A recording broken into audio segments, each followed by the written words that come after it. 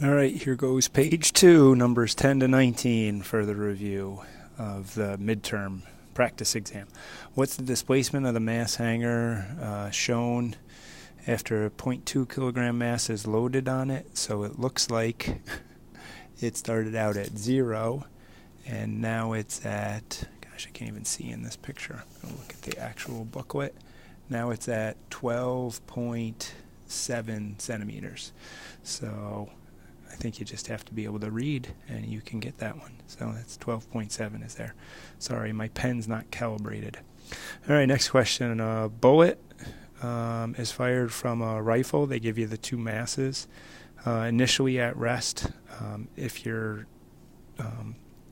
good at guessing what the questions are, this is an explosion question for conservation of momentum.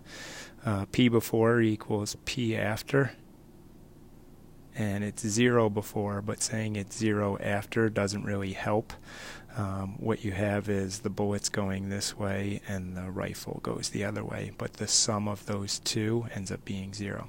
So let's read it. The bullet leaves with momentum with a magnitude of 20 kilograms, so that's the momentum of the bullet.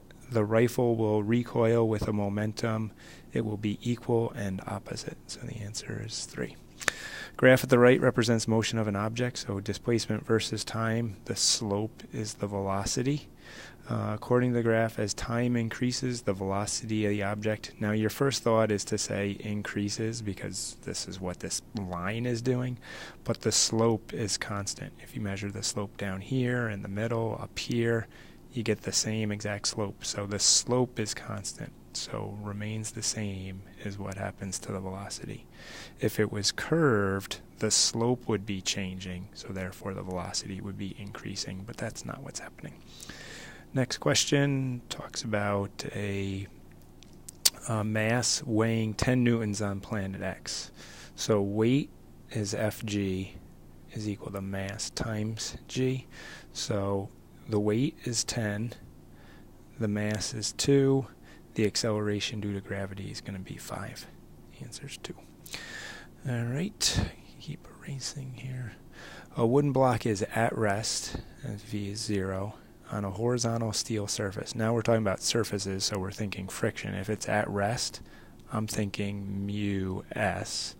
Well, let's see. If a 10 Newton force applied parallel to the surface was required to set it moving, so you're overcoming, FFS. All right. How much force is required to keep it moving at a constant velocity? To keep it moving requires applying a force that's equal to FFK.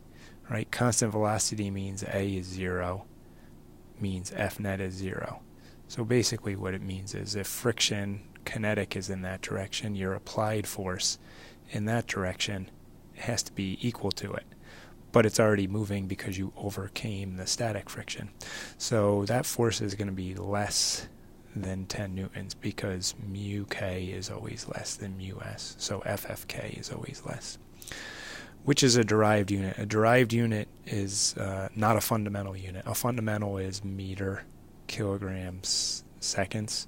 Derived means, meters per second, or kilogram meters per second squared is derived from those fundamental units. That's what a newton is. So that's a derived unit. All the other ones, kilograms, meters, and seconds, are all fundamentals. So derived is anything that's based on those fundamentals. You have a 20 Newton force pushing a 2 kilogram cart a distance of 5 meters. The work done, the work is the transfer of energy, but in this case, the work is the transfer of energy, but in this case it's the force times the distance.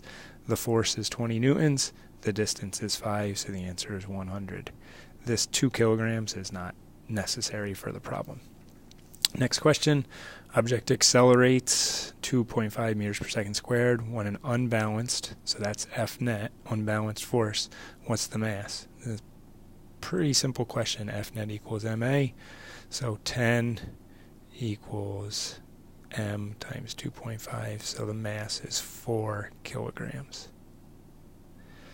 2 vacationers walk out on a horizontal pier as shown. As they approach the end of the pier, their gravitational potential energy will what they're trying to show is that their height does not change. I hope that's what they're trying to show. They're walking horizontally, so their h doesn't change. Even though the earth might have a little indentation there, the height does not change from the center of the earth. So I would say the gravitational potential energy stays the same.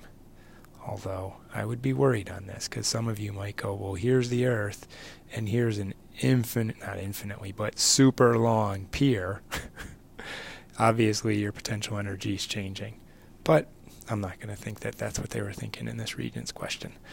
And the last question, they're basically saying mgh, where h is constant. We'll see. Bad question. Don't worry about it. A girl weighing, so you get the weight, takes 50 seconds to climb a flight of stairs. We did this lab. Her power output is work over time, which is force times distance over time. The force that she has to overcome is her own weight, so it would be 500 times 18 divided by 50. That's 10. I think it's 180. You can double check my math.